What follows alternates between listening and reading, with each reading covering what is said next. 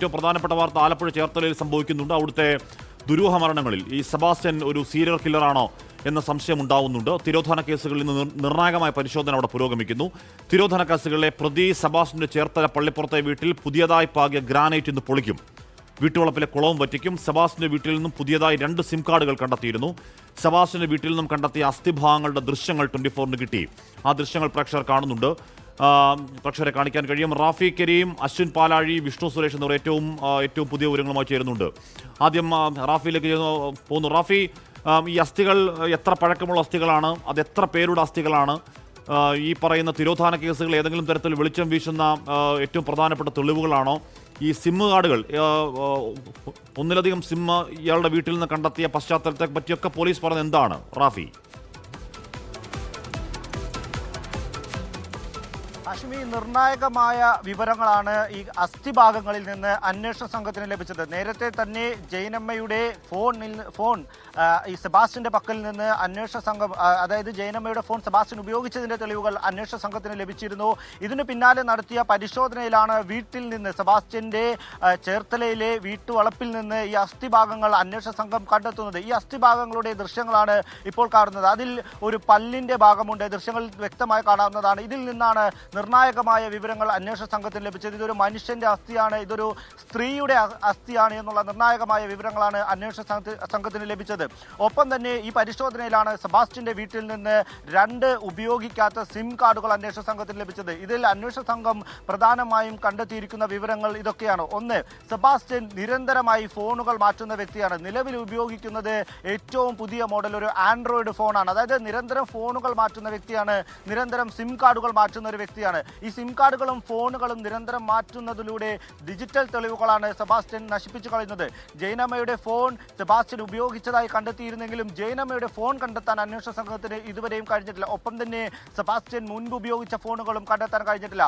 ഈ സംഭവങ്ങൾ നടക്കുന്ന ഒരു കാലയളവ് അന്വേഷണ സംഘം പ്രതീക്ഷിക്കുന്നത് 19 വർഷമാണ്. 2006-ലാണ് ആദ്യ ആളെ കാണാതാകുന്നത്. പിന്നീട് ഇങ്ങോട്ടുള്ള വർഷങ്ങളിൽ 3 പേരെ കാണാതാകുന്നു. ഇവരെല്ലാം തന്നെ സെബാസ്റ്റ്യൻ ഏതെങ്കിലും തരത്തിൽ കൊല ചെയ്തതാണോ എന്നുള്ളതാണ് അന്വേഷണ സംഘം പരിശോധിക്കുന്നത്. അതുകൊണ്ട് തന്നെ ദീർഘകാലം സെബാസ്റ്റ്യനെ പിന്തുടരേണ്ടതുണ്ട്, അന്വേഷണ സംഘത്തിന് പിന്നോട്ട് പോകേണ്ടതുണ്ട് സെബാസ്റ്റ്യന്റെ കാര്യത്തിൽ. അതുകൊണ്ട് ഈ ഫോണുകൾ ഡിജിറ്റൽ തെളിവുകളാണ്, ഇതെല്ലാം ഏറെ നിർണായകമാണ്. സെബാസ്റ്റ്യൻ അതുകൊണ്ട് തന്നെ നിരന്തരം ഫോണുകൾ മാറ്റുന്ന വ്യക്തിയാണ്, സിം കാർഡുകൾ മാറ്റുന്ന വ്യക്തിയാണ്. ഈ സിം കാർഡുകളുമായി ബന്ധപ്പെട്ട് സെബാസ്റ്റ്യൻ പോലീസിന് നൽകിയിരിക്കുന്ന, അന്വേഷണ സംഘത്തിന് നൽകിയിരിക്കുന്ന വിവരം ഉപയോഗിക്കാൻ വേണ്ടി സൂക്ഷിച്ചിരുന്നു എന്നുള്ളതാണ്. ഒപ്പം തന്നെ അസ്ഥികളിൽ നിന്ന് അന്വേഷണ സംഘത്തിന് നിർണായകമായ വിവരങ്ങൾ ലഭിച്ചത് ഈ അസ്ഥി അത് കത്തിച്ചതിന് ശേഷമാണ് കുഴിച്ചു മൂടിയിരിക്കുന്നത് എന്നുള്ളതാണ്. അസ്ഥികൾ 40 കഷ്ണങ്ങളാണ് ലഭിച്ചിരിക്കുന്നത്. പൊടിഞ്ഞ അവസ്ഥയിലുള്ള അസ്ഥികളുണ്ട്, ഒപ്പം തന്നെ ദ്രവിച്ച നിലയിലുള്ള അസ്ഥികളുണ്ട്. അതുകൊണ്ട് ഈ അസ്ഥികൾക്ക് വർഷങ്ങളുടെ പഴക്കം കണക്കാക്കുന്നുണ്ട്. അത് കൃത്യമായ വർഷവും ഇതിൻ്റെ അടക്കമുള്ള DNA ടെസ്റ്റ് അടക്കമുള്ള മറ്റു കാര്യങ്ങളിലേക്കും അന്വേഷണ സംഘം കടന്നിട്ടുണ്ട്. അതിനുവേണ്ടി ശാസ്ത്രീയ പരിശോധനയ്ക്കായി അസ്ഥികൾ ലാബിലേക്ക് അയച്ചിട്ടുണ്ട്. ഈ അസ്ഥി കത്തിച്ചിരിക്കുന്നത് മനുഷ്യൻ, അതായത് ശരീരം ജീർണിക്കുന്നതിന് മുൻപ് കത്തിച്ച് കുഴിച്ചു മൂടിയതാണോ, അതല്ല ഈ ശരീരം ജീർണിച്ചതിന് ശേഷം അസ്ഥി പുറത്തെടുത്ത് കത്തിച്ചതാണോ എന്നുള്ളതാണ് അന്വേഷണ സംഘത്തിന് മറ്റൊരു സംശയം. ഇതിലും ശാസ്ത്രീയ പരിശോധനയിലൂടെ മറുപടി ലഭിക്കുമെന്നുള്ളതാണ് അന്വേഷണ സംഘം പ്രതീക്ഷിക്കുന്നത്. ഒപ്പം തന്നെ സെബാസ്റ്റ്യന്റെ വീട്ടു പരിസരത്ത് കഴിഞ്ഞ വട്ടം അന്വേഷണ സംഘം നടത്തിയ പരിശോധനയിൽ കാട് മൂടിയ നിലയിൽ ഉണങ്ങിയ ഓലയ്ക്ക് അടിയിൽ നിന്ന് ഒരു കുഴി താഴ്ത്തിയാണ് ഈ അസ്ഥി കുഴിച്ചിട്ടിരിക്കുന്നത്. അതുകൊണ്ട് തന്നെ ഈ വീട്ടു പരിസരത്ത് ഇത്തരത്തിലുള്ള സ്ഥലങ്ങളുണ്ടോ എന്നുള്ളതാണ് ഇന്ന് പ്രധാനമായും പരിശോധിക്കുന്നത്. ഒപ്പം തന്നെ സെബാസ്റ്റ്യനിൽ നിന്ന് കൃത്യമായ വിവരങ്ങൾ അന്വേഷണ സംഘത്തിന് ലഭിക്കുന്നില്ല. സെബാസ്റ്റ്യന്റെ മൊഴികളെല്ലാം ഈ അന്വേഷണത്തിൽ ഏറെ നിർണായകമാണ്. കഴിഞ്ഞ ദിവസങ്ങളിലെല്ലാം നിരന്തരം അന്വേഷണ സംഘം സെബാസ്റ്റ്യനിൽ നിന്ന് വിവരങ്ങൾ ശേഖരിക്കാനുള്ള ക്രിമിനലാണ് എന്നാണ് പോലീസിന്റെ വിലയിരുത്തൽ. എന്ന് പറഞ്ഞാൽ അയാൾ നുണപരിശോധനയ്ക്ക് വിധേയനാവുന്നില്ല, ഏതെങ്കിലും തരത്തിൽ കുറ്റസമ്മതം നടത്തുന്നില്ല, ഒന്നും സംബോധിക്കുന്നില്ല. അശ്വിൻ പാലാടി കുടിച്ചിരുന്നു. അശ്വിൻ, ബിന്ദു പത്മനാഭൻ, ജൈനമ്മ, ഐഷ, പിന്നെ സിന്ധു, ഈ 4 പേരുടെ തിരോധാനത്തിനപ്പുറമുള്ള തിരോധാനങ്ങളിൽ സെബാസ്റ്റ്യനെ പോലീസിന് സംശയമുണ്ട്. ഇന്നിപ്പോൾ പുതിയതായി പാകിയ ഗ്രാനൈറ്റ് അടക്കം പൊളിച്ച് പരിശോധന, കുളം വറ്റിച്ചുള്ള പരിശോധനയിലൊക്കെ പോലീസ് പ്രതീക്ഷിക്കുന്നത് എന്താണ്? എന്തു സൂചന അടിസ്ഥാനത്തിലാണ് അങ്ങനെയുള്ള പരിശോധനകൾ? അശ്വിൻ.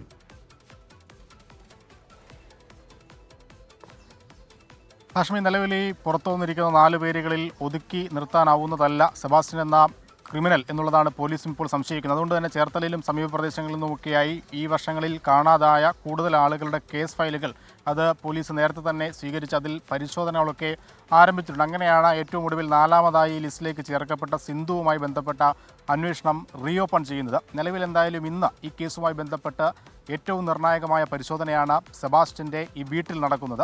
അതിൽ ഫയർഫോഴ്സ് സംഘം എത്തിയിട്ടുണ്ട്, ഒപ്പം എക്സ്കവേറ്റർ എത്തിയിട്ടുണ്ട്, ഒപ്പം ഈ കാട് മൂടിക്കിടക്കുന്ന സ്ഥലങ്ങൾ വൃത്തിയാക്കാനുള്ള സംഘം എത്തിയിട്ടുണ്ട്. ഈ ഫയർഫോഴ്സ് സംഘത്തിൽ നിന്നും അവരുടെ ഭാഗത്തുള്ള മോട്ടോറുകൾ ഉപയോഗിച്ച് ഈ വീട് പുരയിടത്തിന് അകത്തുള്ള 3 പ്രധാനപ്പെട്ട കുളങ്ങൾ, ഒപ്പം വീടിനകവശം അകത്ത് ഒക്കെ പരിശോധന നടക്കും. ഈ കുളങ്ങൾ വറ്റിക്കുന്നതിലൂടെ ലക്ഷ്യം വയ്ക്കുന്നത് ഈ കുളത്തിനകത്ത് ഏതെങ്കിലും തരത്തിൽ ഇങ്ങനെ മനുഷ്യ അവശിഷ്ടങ്ങൾ സൂക്ഷിച്ചിട്ടുണ്ടോ അല്ലെങ്കിൽ അവ നിക്ഷേപിച്ചിട്ടുണ്ടോ എന്നുള്ളതാണ് പരിശോധിക്കുന്നത്. അതിനുള്ളിൽ ഇട്ടതിന് ശേഷം ഈ സെബാസ്റ്റ്യൻ 3 കുളങ്ങളിലും വളർത്തിയിരുന്നത് പ്രത്യേകതരം മീനുകളെയാണ്. അതായത് മനുഷ്യ ശരീരഭാഗങ്ങൾ ഭക്ഷിക്കുന്ന മീനുകളെയാണ് ഇതിൽ വളർത്തിയിരുന്നത് എന്ന് അന്ന് ബിന്ദു പത്മനാഭൻ തിരോധാന കേസുമായി ബന്ധപ്പെട്ട് ഈ വീട്ടിനുള്ളിൽ നടത്തിയ പരിശോധനയിൽ അന്നത്തെ അന്വേഷണ സംഘം കണ്ടെത്തിയതാണ്. അപ്പോൾ സ്വാഭാവികമായി വരുന്ന സംശയം ഈ പുറത്തെടുത്ത് കത്തിച്ച അസ്ഥികൾ ഈ കുളത്തിൽ നിന്ന് ശേഖരിച്ച് കത്തിച്ചതാണോ എന്നുള്ള ഒരു സംശയമുണ്ട്.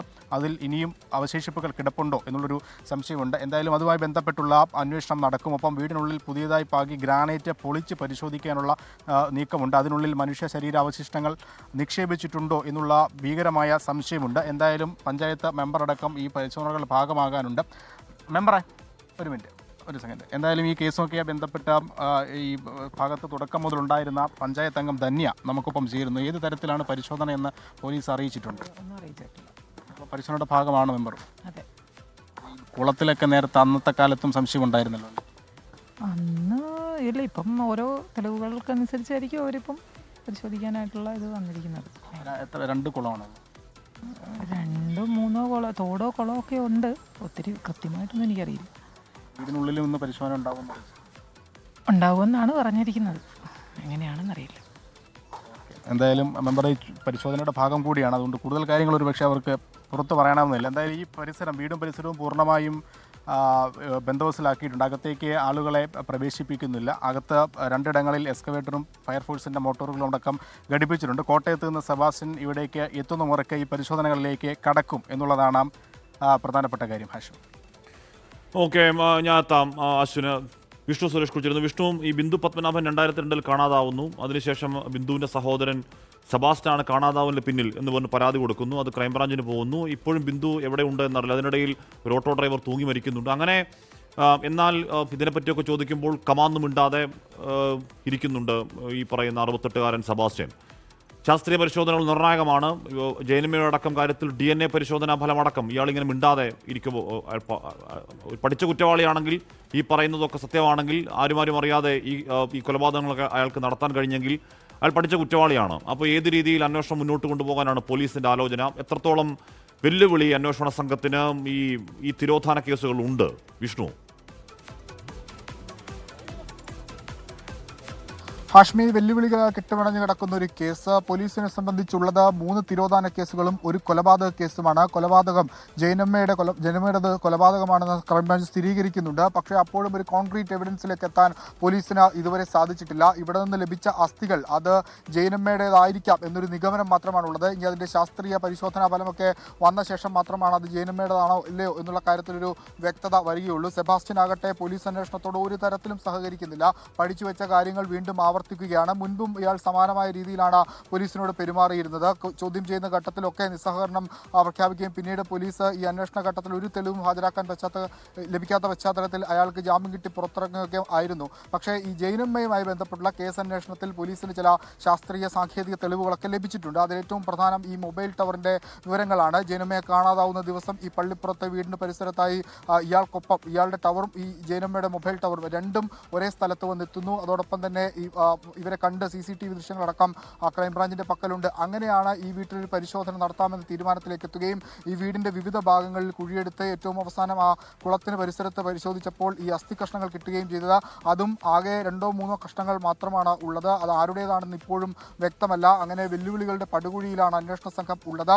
ഇന്നത്തെ തെരച്ചിലിൽ എന്തെങ്കിലും തരത്തിലുള്ള വിവരങ്ങൾ ലഭ്യമാകും എന്ന പ്രതീക്ഷ അവർ പങ്കുവെക്കുന്നുണ്ട്. അവരെ സംബന്ധിച്ച് ഈ കൊലപാതകങ്ങൾ അല്ലെങ്കിൽ ഈ തിരോധാനങ്ങൾ നടന്ന വർഷം വളരെ കൂടുതലാണ്. 2006 2006 ബിന്ദു പത്മനാഭനെ കാണാതാവുന്നത്. പിന്നീട് ഇപ്പോൾ 25 വർഷത്തിന് അടുക്കുന്നു. അപ്പോൾ എങ്ങനെയാണ് ഈ കേസിൽ മറ്റ് തെളിവുകൾ സമാഹരിക്കുക എന്നൊരു വെല്ലുവിളി അവർക്കുണ്ട്. പക്ഷേ അതെല്ലാം മറികടക്കാനാകും ഇന്നത്തെ തെരച്ചിലെന്നാണ് അവർ പ്രതീക്ഷ വെക്കുന്നത്. ഇന്നത്തെ തെരച്ചിൽ കോൺക്രീറ്റ് ആയ ഒരു എവിഡൻസ് ഇവിടെ ഈ പറമ്പിൽ നിന്ന് 2.5 ഏക്കറിൽ ചുറ്റപ്പെട്ട് കിടക്കുന്ന ഒരു വീടാണിത്. അതുകൊണ്ട് തന്നെ ഇതിൻ്റെ ഏതെങ്കിലും ഭാഗത്ത് ഇവർ പ്രതീക്ഷിക്കുന്ന പോലെ ഈ ബാക്കി അസ്ഥി കഷ്ണങ്ങൾ ഉണ്ടാകും എന്നാണ്. ആ അസ്ഥി കഷ്ണങ്ങൾ കിട്ടി അത് ആരുടേതാണെന്ന് തിരിച്ചറിഞ്ഞു കഴിഞ്ഞാൽ വളരെ 1 to 1 ആയി ഇയാളോട് ചോദ്യങ്ങൾ ചോദിച്ച് ഇയാളെ കുടുക്കാനാകും, ഇയാളെ പൂട്ടാനാകും എന്ന പ്രതീക്ഷയാണ് പങ്കുവെക്കുന്നത്. പക്ഷേ മറ്റൊന്നും ലഭിച്ചില്ല എങ്കിൽ സെബാസ്റ്റ്യൻ വിചാരിക്കുന്നിടത്തേക്ക് കാര്യങ്ങളൊക്കെ പോകാനുള്ള സാധ്യതയുണ്ട്. പക്ഷേ പോലീസ് സമഗ്രമായ തെരച്ചിലിന്, സമഗ്രമായ തെളിവ് ശേഖരണത്തിന് തയ്യാറെടുക്കുന്നു. ആ തെളിവ് ലഭിച്ചാൽ മാത്രമേ ഈ കേസ് ഒരു ക്രൈം ഫ്രെയിം ചെയ്യാനായിട്ടുള്ള